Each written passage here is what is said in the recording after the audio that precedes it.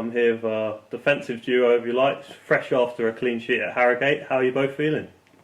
Buzzing, to be honest. I think it was a few games now where we hadn't got a clean sheet, so I think it was one of them ones where that was really important to us, especially in a away game like that. Them 1-0 wins are probably the best ones you can get, to be honest, with the conditions and just how the game went. It's a long trip, it's a long travel, so to get the 3 points was pretty much what we wanted, so buzzing with that. Yeah, absolutely. We felt our performances had warranted a couple of clean sheets, really, so it was probably about time. I mean, I think that's our fourth year in the league, so it's been a little while, but yeah, it felt good. Yeah, looking from an off-field perspective, I could see how much it meant to not just you guys, but also the coaching staff as well. How much, like, what did they say to you guys after the game? What was the sort of feedback they gave you? Exactly what you said there, really, in terms of it feels like the perfect result on a wet Tuesday night. We've had to travel a long way, and it felt like that. I think particularly as a unit as well, it was, quite quickly acknowledged that we'd done a good job there, and it was pretty much echoed by the gaffer and everyone else, really. Yeah, I think when you look at the season as a whole from start to finish, you can see how you're gonna have so many different ways of playing and so many different attacks that you're gonna come up against. And I think towards the last probably 20 minutes, you could see how much we had to stick together and defend, not just us, but you had the likes of Omar, you had Tills coming back, and Josh and Sasa, all them kind of players, Pelly coming on and doing what he could do. So I think it's just important, really, understanding and different types of the game and different stages of how we approach the game, and I think we did that really well, to be fair. What kind of advice do you give to the other two units in front of you? You obviously got the forwards and you've got the midfielders. Is there any specific advice that you'll give to them before a match and say, this is how you can help us in the game? Well, we're quite a high pressing team, so it was Martins and Reeves on Tuesday. The way they push on, and that then push Ali and Omar ahead, and it gives us the confidence that we can come up behind them. I think that's a pretty big one. I don't know how you feel, Joe, but I feel like them, when we're on the front foot and we're all together, we have so much more momentum going forward. And it's better for us because we don't want to defend our box, do you know what I mean? So I think that's key. Yeah, that's going to be that is our default, being high, being aggressive. If we need to adapt during a game and change certain things, and we communicate then, but before a game it's obviously always pretty similar, and that's good because we're on the same wavelength. We know how aggressive we want to be off the ball, so all three units really, and Bassi as well, are all on the same page with that. In terms of communication, is it you take it in turns to say, get up, that kind of thing, and how do you communicate with your fullbacks as well? Because obviously they're both very attacking fullbacks, get quite high up, and that can leave gaps. And how do you sort of marshal and look after those situations when you do lose possession and you might be caught quite far up? I think, to be fair, we're both quite authoritative in a calm way. So I feel like that understanding with JC and my side at the moment, and Joe with Oggs, it's like when we're shifting, say, to Joe's side, I know I need to get JC in, and vice versa, and the other way. And I don't think it's more of okay, Joe, you go now, and now it's my turn. I think it's a unit thing. And as Joe mentioned just then, it's like, because we're all on the same wavelength, it is usually the same information getting passed on, which is again obviously important. So I think that's generally the idea. Yeah, I think it's interesting the way that we communicate with each other is probably different to the way we communicate with everyone else. We're obviously closer together on the pitch physically, and that means we can more talk ourselves through the game. I mean, when Jono can see things that I can't see, he talks me through it, and then I'll talk him through it. Obviously, if we're communicating to the units in front of us, we have to be louder, maybe more authoritative with it.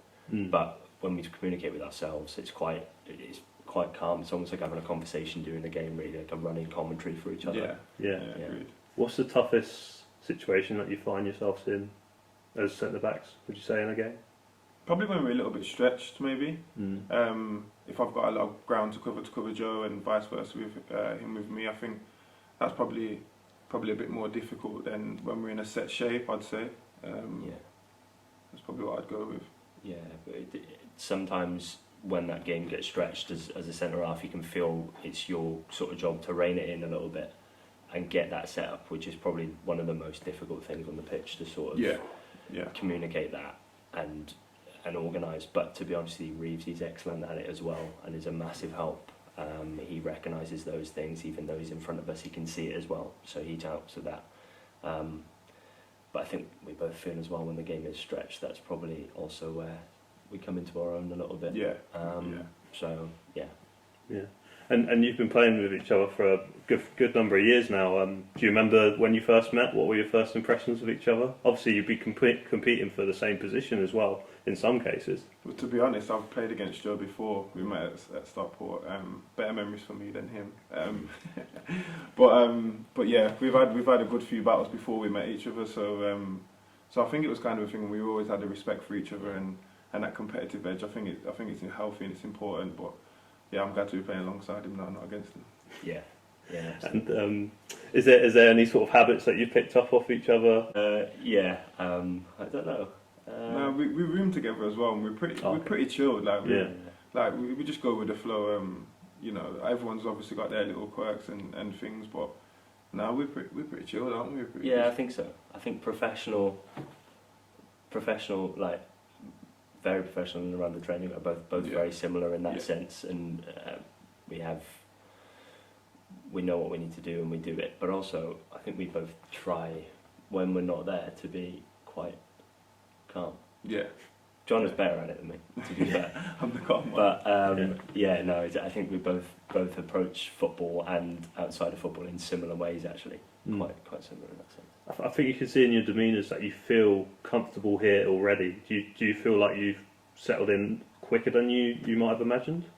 Yeah, to be fair, like when I first joined and the first few days, I felt that like really welcome feel, and then I remember before mentioning seeing Joe on the side of the pitch, and we had that little laugh because I don't think he expected me to be here either. So I think that helped, and since then it's been pretty smooth. It's been good. Yeah, I've as I said, I've said it many times. I've been buzzing with the start, and I'm going to continue.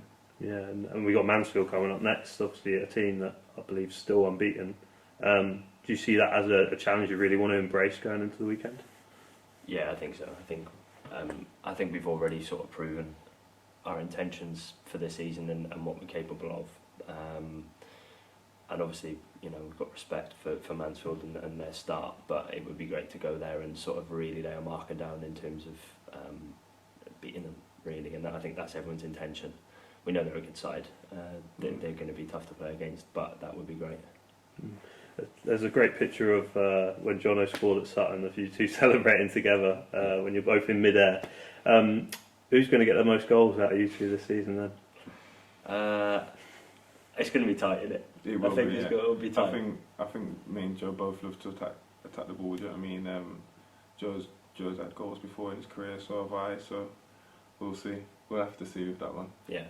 Did you ever score a screamer like he did for Torquay? No, that's yet to come yet. This season have been Not sure I've got that actually.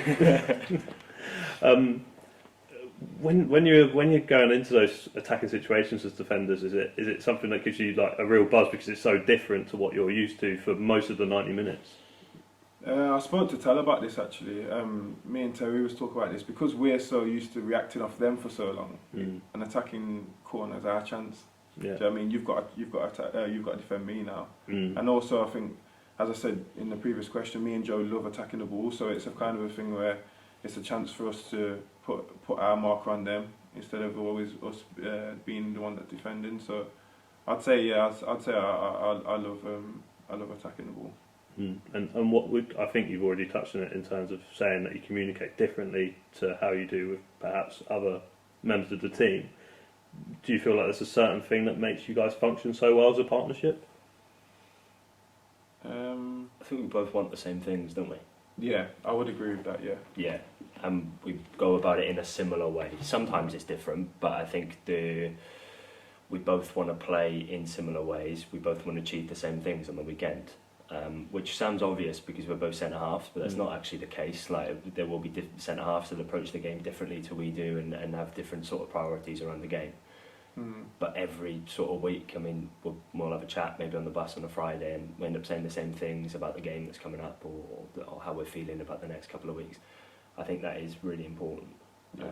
We want the same things a lot of half the time. Mm. Yeah.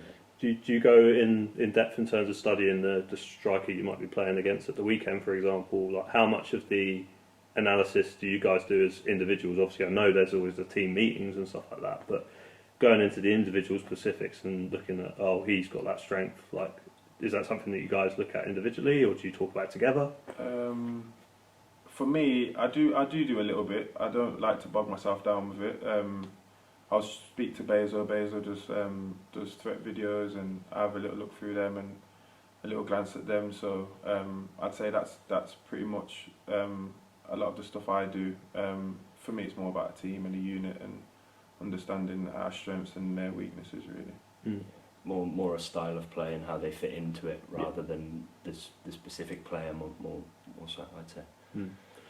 A lot of people have said in interviews this season that even the players that aren't involved in the starting 11 and sometimes not even in the 18 support each other. Do you feel that support from your teammates who might not even get on the pitch during a game? Yeah, well, for us, obviously, a fellow centre-half, Piercy, has been around us. He's been brilliant with us, to be fair. I can't fault him. He's been supportive. He's told us what his opinions on games. I can hear him shouting on the bench during games.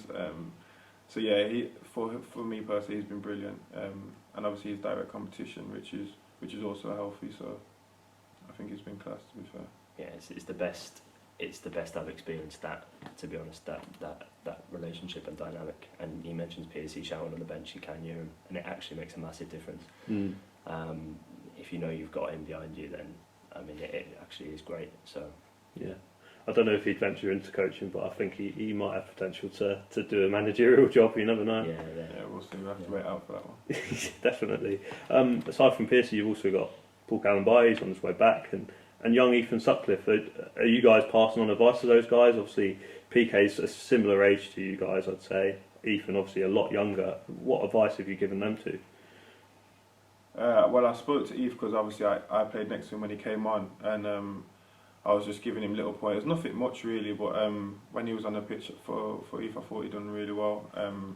Blended into the game amazingly, especially like late on. With PK's a bit different. Obviously, a bit more experienced. I think PK is athletically is really good, isn't he? So yeah, looking forward to him getting back into the swing of things. And as I said, competition's healthy, so. I think when I was Ethan's age, how old? Ethan's 18. I think so, yeah. 18. Yeah, 18. I think so, right, yeah. I mean, he's in and around the first team environment, which I wasn't at 18. And when I was, I wish I'd had someone to tell me that I should have probably enjoyed it more than I did. The same with Sass when he made his first start here the other day.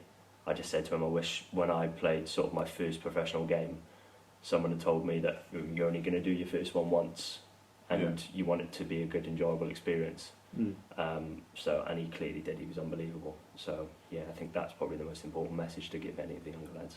Yeah, definitely. Do you feel like the younger lads in the squad have sort of come out of themselves a bit more as they're around the group in terms of the social side? Being in this situation, being in the dressing room, have you noticed that? I would say so. Yeah, I think with the personalities we've got in this group, it's not difficult to be yourself, and it's not difficult to come out your shell. Really, I think the group that we've got really emphasise that together feel, and you can see it. You can see like the younger lads speaking to the senior boys, and it's brilliant. Yeah, they definitely feel part of it. Everyone feels part of the group, don't they? It's very important. And how do you guys feel on a match day in here? What do you feel? Obviously you've been in the game a long time. Do you still feel nerves? Would you say, either of you? I do a bit, but in a healthy way, more excitement, to be fair. And my experiences here have all been pretty good so far, which helps. Which means it feels like a good place to be. Mm. I'd say you want to be driven more by the prospect of winning than the fear of failure, don't you? So that's sort of what I tell myself there. For me, I'm not really a nervous character. It's not really in my makeup. But I'd say, I spoke to you off camera, I'd say like at the moment, the way we're in the rhythm of playing games and in that flow, I agree with Joe, it's more of like an excitement. It's like I can't wait to get out there and play again, and that's probably where I'm at the moment. Mm. I have to mention the supporters. Again, mentioned this off camera. I believe it was around 250. Made the trip to Harrogate. Could really see the bond and the togetherness, and I've noticed it the whole time. To be fair, you look back as far as the Spain trip, the little initiation songs, stuff like that. How beneficial is that for you guys to have that closeness with the supporters? I think the one-to-one interactions I've had and the amount of people that have wanted to talk to me about the game and about me and about my shorts and all sorts of things has been great. And it's probably the one-to-one interactions that make you feel more part of the football club, and then you can see that on the weekend when we go and greet them after the game, and I mean that's a hell of a journey to make. It's a long way. Yeah. So we've got to show them that we appreciate that, and I think they appreciate the performance as well. Yeah, it's a hand-in-hand thing, isn't it? They're trekking all them miles and doing the stuff that we generally don't see. The least we can do is run our heart out for them and try and put on a performance that makes them enjoy it and makes the trip worthwhile. And glad we did that on Tuesday especially. The shorts had to get a mention. Do you get stick from the lads about it?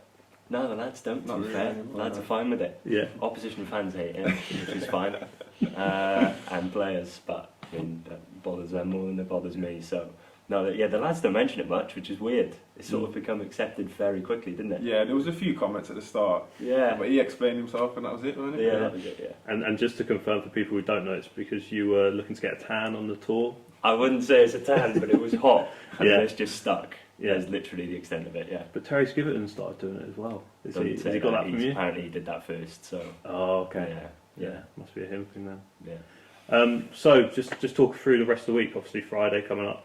It's called Match Day -1. What kind of work will you guys be doing to prepare for the game on Saturday? Tomorrow will just be like, how can we beat them? There'll be a few set pieces, a few lively games to get the mood up, get the intensity going, and then we travel down for another trip, or travel up for another trip to Mansfield. Yeah. Things tend to take care of themselves when you're playing this regularly. Yeah. So more look after yourself, and I mean we only played a couple of days ago, so it's not exactly like we're out of sort of the way of thinking around the game. I think everyone's still sort of in it, and then you can come down a little bit next week then, can't it? Yeah. Will it be headphones in, little sleep on the way up maybe? I'm not much of a sleeper to No, be I fair. can't do it on the bus. Not Harrogate? After Harrogate? No? No, I couldn't really do Yeah, that. you can't sleep after night game. Adrenaline rush. A lot of people tell you that. Yeah, I don't sleep. I can't sleep after night game. Yeah. Fantastic. Well, lovely to have you down to the stadium, lads. Thank you very much for your time, and all the best of the weekend. Cheers. Appreciate that. Cheers, right. Cheers.